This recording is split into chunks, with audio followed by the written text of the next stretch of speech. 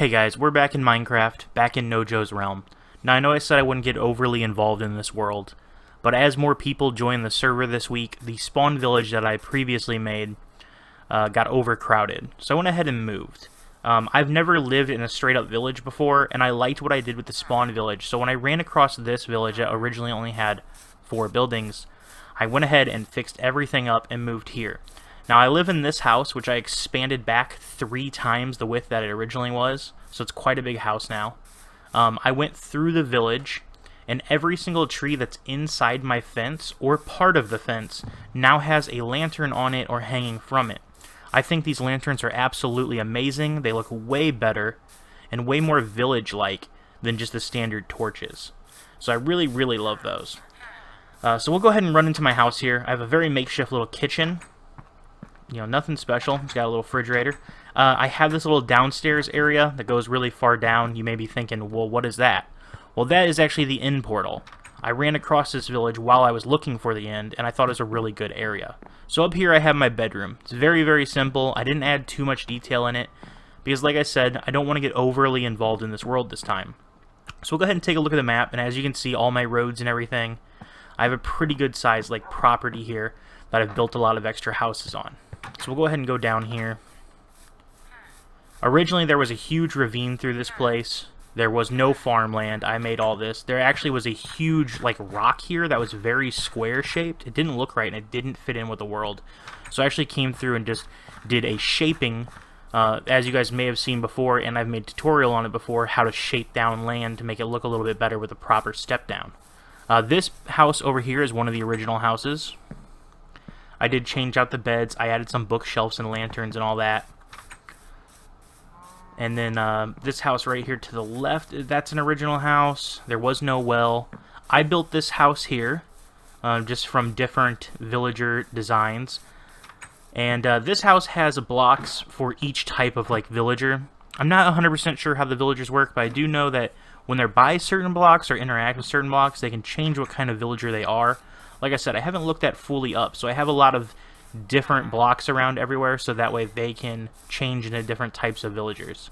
Now this is like a little smithing area over here. This house was original, but it was horrible and it was floating in the air.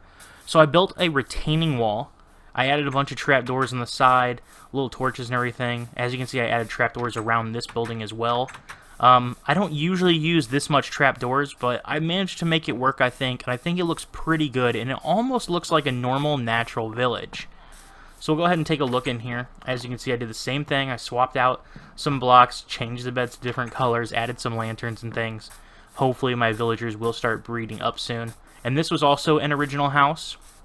So this is the 4th and last original house. I added the beds in here. I took a few things out to give it a little more room. I really, really like this house. First time I've ever seen the chimney thing and all that. I think it looks really cool. I like a lot of these new features that they added in. So this is my little pond. I originally was going to have a fishing dock and stuff on it, but I like the way it was and I left it the way it is. I added a bell up here and a little well, which, you know, this is a standard well. I took some screenshots from various other buildings that I've seen in other worlds and all that to recreate some of them here and then just tweak them out a little bit. So as you can see, this is a cartographer kind of house. It's got 2 cartographer tables. I added this little house here. I had a lot of these pathways. There were no pathways originally. I had some smokers and things in here. I'm not sure if that would maybe help turn them into a butcher or what. Like I said, I'm still working out what the how the villagers work. So I have this kind of house over here. This is a little shepherd house. I don't know what these are supposed to be. They're like that in the original house. I think there's some kind of little bucket. But I went ahead and made it a shepherd house by adding a ton of looms in here. And it's kind of a breeding house as it has 4 beds, which is a lot more beds than it really needs. And then this house over here, for some reason I really like it. It's a weird little double house. So I went ahead and took this design. I broke out the middle wall, and instead of making it 2 houses, I went ahead and just made it a storage house. So this is where I'm going to keep all my storage. I have shulker boxes and chests around here, anvils and everything. Some item frames so I kind of know what's what. And I think it looks good. I know it's a little bit far away from my house, but I'm okay with it. And as long as you're okay with what you're building, well, then that's all that really matters. So as you can see, I got all these nice trails around. It's starting to be dark. I have a little secret gate right here. That's the only gate that goes into my village. And then these stairs and all this road leads back over toward Nojo and the rest of the guys. So I've been also adding trees up here on the top to kind of cover all that up. But we'll go ahead and get a view of this place at night. You can see how well lit up it is, how well those lanterns do. I think they do actually a pretty good job. I'm not sure the difference between the lanterns and the torches, but I think the lanterns look a lot better, at least aesthetically. I'm not sure about the lighting. Maybe the lighting makes a difference. I just don't know 100%. I haven't really used them before until now.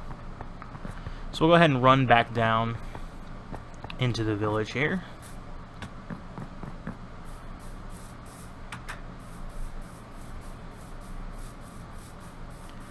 Running through my village. Now I do have a problem where a lot of dogs spawn in here, and it's kind of annoying, but it's alright. So we'll go ahead and run through my house, and we will go down into the end. The only reason I'm going to show the end is because, in a way, this is part of my house, and with it being on my property and the rules of the realm, ironically, people have to ask me in order to enter the end. Now, I didn't want villagers to come down here originally, so before I added the gate, I got rid of the lava and stuff. But then I realized that they could just step through the portal, so I went ahead and blocked it off up top. So we'll go ahead and jump in here. As you can see, I made a nice little spawning platform, staircase, going on up into the center here. And I went around the island and actually drowned the entire island.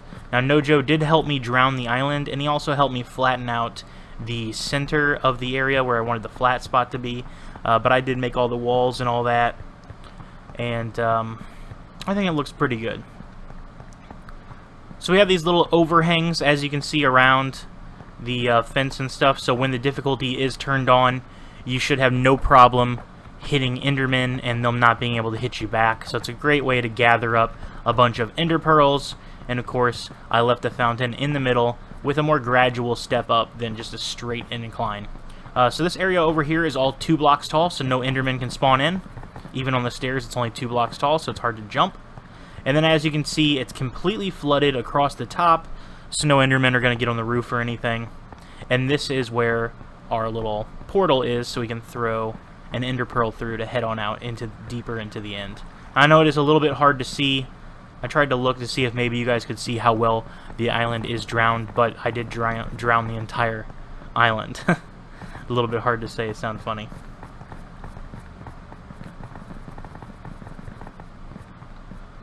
Alright, and as you can see I have this gradual incline. I put the stairs and stuff along it just to make it easier.